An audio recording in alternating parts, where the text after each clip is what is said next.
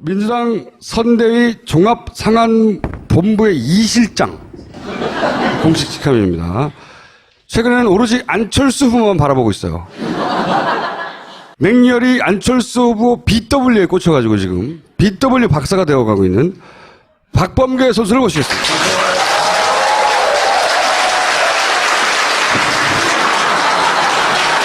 네, 장제원 의원과 요 장면으로 큰 트러블을 겪었죠.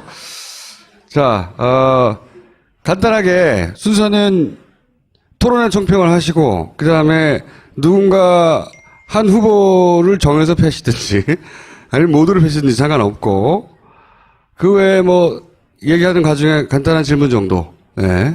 토론회 총평부터 하시자면 간단하게. 지난 토론회 총평? 그전 한 3회차 토론회 때는 엉망했잖아요. 완전 이즘에 문재인 후보님한테 이제 모든 다른 당 후보님들이 완전히 그냥 이즘의식으로 일본말 이즘에 왕따 이렇게 해가지고 그 인신공격성 비방 뭐 이런 질문들만 있었는데 어제는 뭐 비교적 그래도 정책성 이런 공방이 오고 가면서 바람직했다고 평가를 합니다. 그러다가 갑자기 군대 내 동성애 문제가 이제 불거지면서 조금 서운하신 분도 계시죠? 그게 서운한 문제가 아닌 것 같은데요. 저는 궁금했던 게 그게 실언인가, 솔직한 마음인가, 아니면 전략적인 판단에서 그렇게 제가 보기엔 말렸어요. 말렸어. 쉽게 생각했다기보다는 그 주제가 굉장히 이제 중요한 주제인데 지금 이제 군 형법상 금지되어 있거든요. 처벌되고. 네. 근데 이제 제가 드리고 싶은 말씀은 뭐 전략적인 판단이나 무슨 뭐 그런 건 아니라고 보여지고 후과가 좀 있는 건 맞는데 제가 SNS에서도 말씀을 드렸는데 우리나라의 민주주의, 전 세계 민주주의는 다 대체로 선거를 통해서 다수결의 원리에 의해서 이제 민주주의를 구현해 가잖아요. 그런데 그 다수결의 원리에만 충실하면 소수자의 인권, 소수자의 가치가 보호되지 않으니까 대체로 소수자의 보호는 법원이라는 사법부에 이렇게 맡겨져 있어요. 미국에서 소위 동성혼이 이제 합법화됐는데 그것 역시 대통령 선거 과정이나 또는 미국의 수많은 주지사 선거에서 이것이 공론화되고 뭐 후보들이 공약하고 뭐 약속하고 이렇게 해서 풀린 문제가 아니고 궁극적으로는 미국 법원이 오랜 시민사회에 이제 특히 성소수자 관련된 그분들의 요구들을 법원의 판결로 인정함으로써 합법화됐거든요. 그래서 제가 말씀드린 취지는 선거 국면에서 이런저러한 이해할 수 있는 상황 또 다른 한편으로 거기에 대해서 굉장히 좀 서운하게 생각하고 문제 제기를 하시는 분들도 역시 마찬가지로 이해할 수 있는 상황 이렇게 예상치 못한 질문이었던 것 같아요.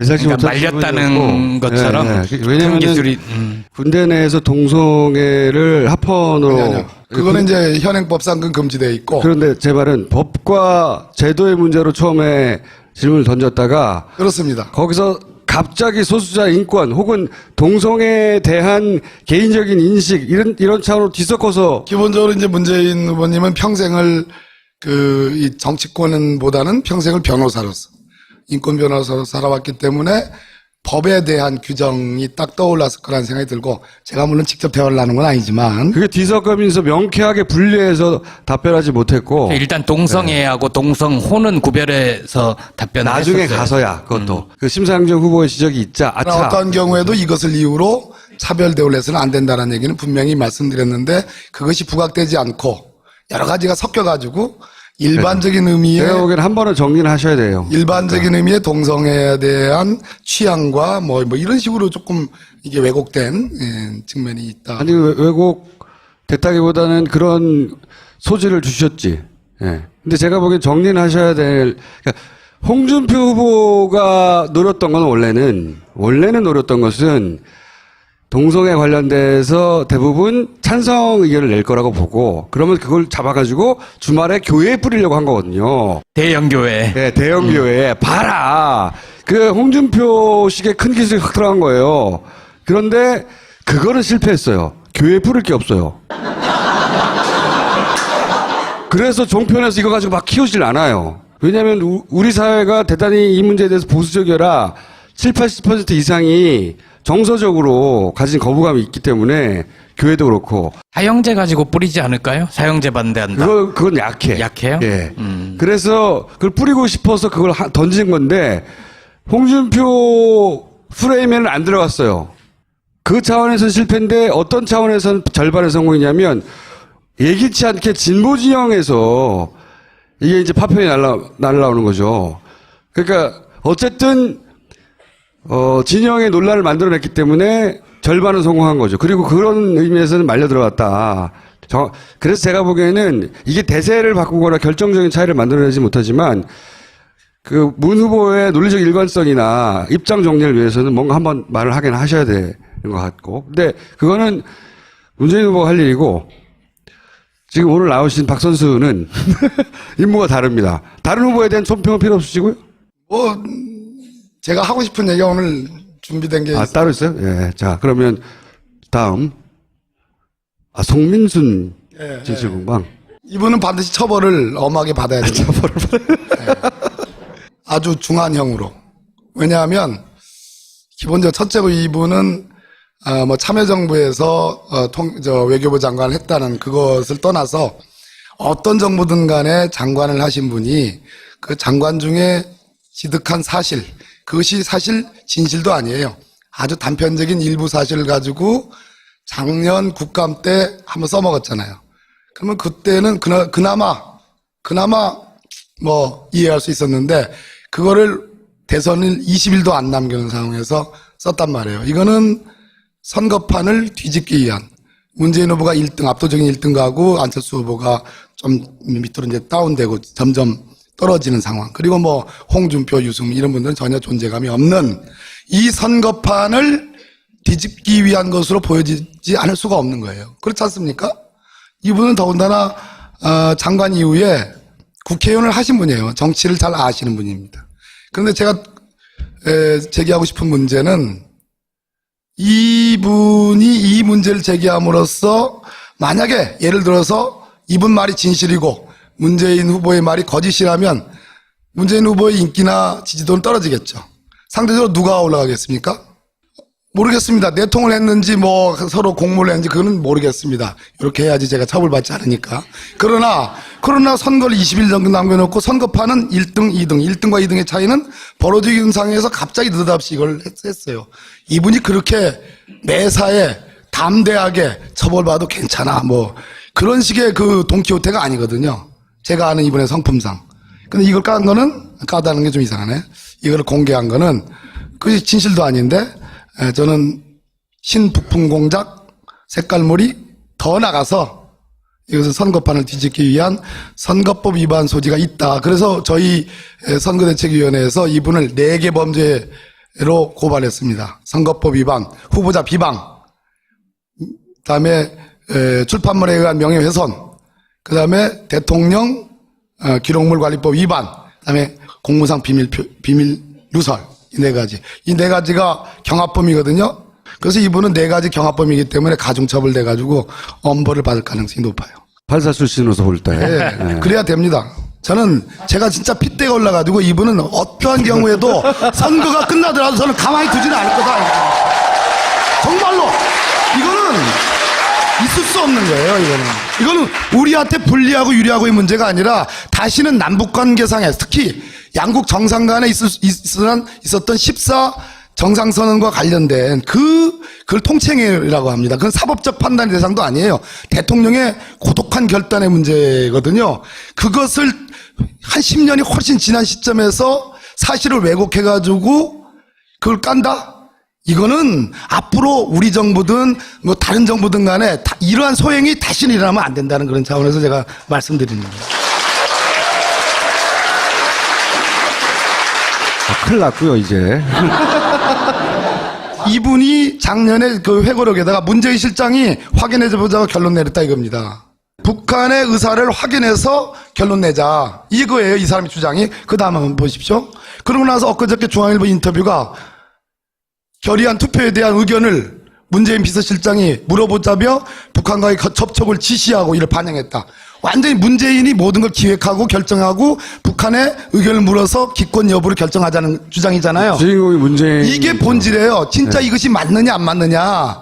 이게 본질인데, 자, 다음 보시면 김경수 대변인이 깠습니다. 저희들도. 왜? 이것을 정당방위라고 그러는 거예요. 그죠? 저쪽에 불법을 저질렀으니까 우리는 가만히 있으면 바보 멍청이가 되잖아요. 그래서 우리도 깠어요. 정당방위 이거는. 자, 노무현 대통령이 2007년 11월 16일 이번엔 기권으로 하자. 이렇게 기권하는 것을 하자 이렇게 결정했어요. 자, 그러고 나서 2007년, 그러고 나서 계속 이분이 그 계기니까, 그죠? 혼자 유독 그렇게 주장하니까 11월 16일이 아니고 18일에 저는 잘못됐고, 백존청 안보실장이 다시 한번 확인합니다. VIP께서 기권을 정리했다. 분명하게 나와 있는 거예요. 자료 다 있어요. 자료 다 있습니다. 자, 다음. 자, 그리고 나서 북에 보낸 통지문 19일자입니다. 우리가 어떤 입장을 취하든지 간에 남북관계에는 영향을 미치지 않을 것이다. 자, 이 말이 북한의 의견이 무엇입니까? 그 의견을 참조해서 우리가 결정하겠습니다로 보이지는 통지문입니까? 그거 아니잖아요. 우리가 어떤 입장을 취하든지 간에 우리는 내부적으로 기권이라는 의사결정을 내렸는데 우리 결정이 어떤지 간에 불과 40일 전에 했던 14 남북 정상선언의 그 취지에 훼손은 가지 않을 것이다라고 북한을 일종의 통지하고 너무 기분 나빠하지 말라는 취지지 북한의 의견을 들어서 결정한다는 취지가 아니잖아요. 자, 다음.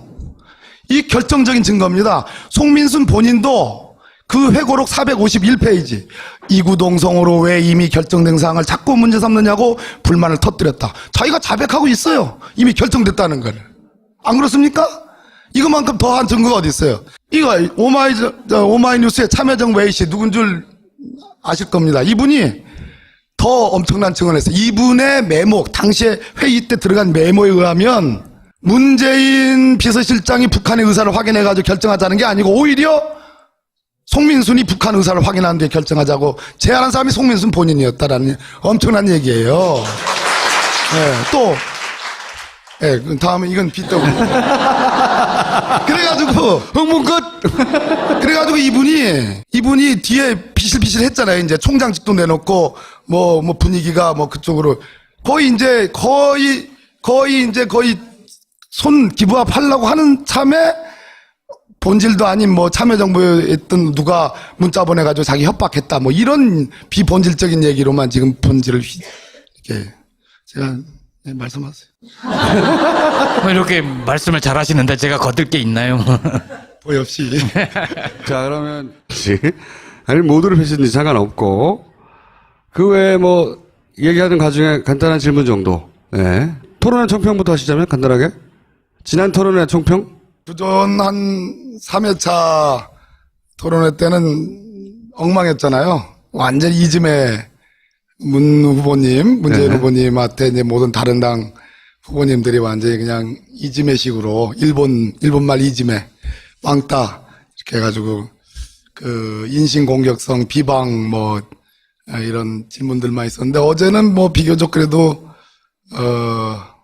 정책성 이런 공방이 오고 가면서 바람직 미국의 수많은 주지사 선거에서 이것이 공론화되고 뭐 후보들이 공약하고 뭐 약속하고 이렇게 해서 풀린 문제가 아니고 궁극적으로는 미국 법원이 오랜 시민사회에 이제 특히 성소수자 관련된 그분들의 요구들을 법원의 판결로 인정함으로써 합법화됐거든요. 그래서 제가 말씀드린 취지는 선거 국면에서 이런저러한 이해할 수 있는 상황 또 다른 한편으로 거기에 대해서 굉장히 좀 서운하게 생각하고 문제 제기를 하시는 분들도 역시 마찬가지로 이해할 수 있는 상황 이렇게 예상치 못한 질문이었던 것 같아요.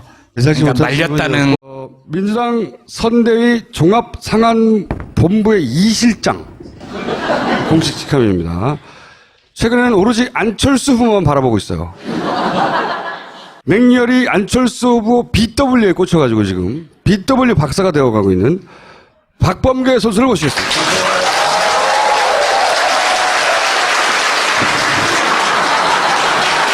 예, 장재원 의원과 예, 요 장면으로 큰 트러블을 겪었죠.